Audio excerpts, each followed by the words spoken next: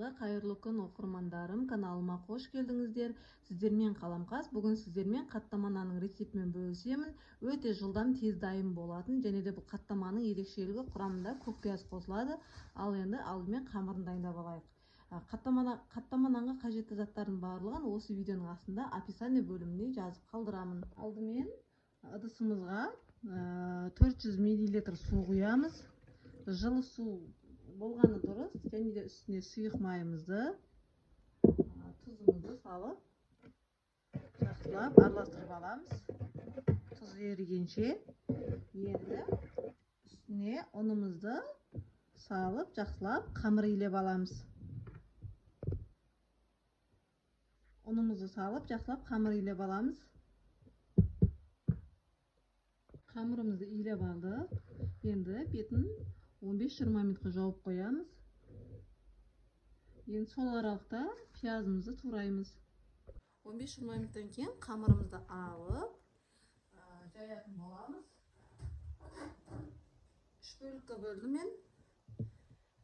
Қамырдың өте жұқа болғаны қаттаманың қатпарлы болуына тікелей байланысты. Сол үшін қамырымызды жұқа қылып жайғанымыз маңыздырақ. Сонда әдем болып шығады қаттаманымыз.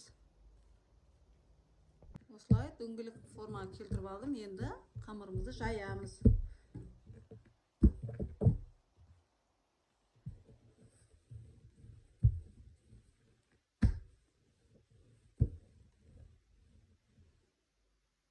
Қамырымызды жайып алдық. Осылай жұқалап.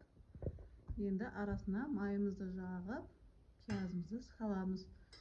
Арасына жағатын майды мен дүкендегі 72% сары май мен сұйық майдың екеуін араластырып жағып жатырмын. Енді майымызды жағып шығамыз.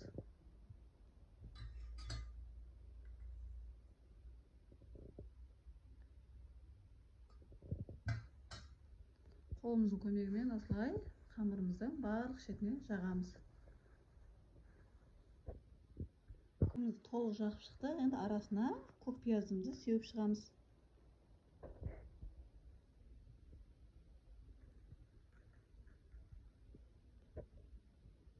Пияздарымыздың бәрін салып шықтық. Енді қамырымызды осылай рулет тәріздес орап шығамыз.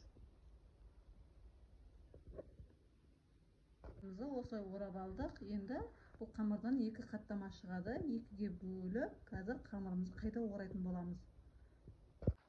Қамырларымызды осылай орап алдық. Енді оқтаудың көмегімен жайып шығамыз.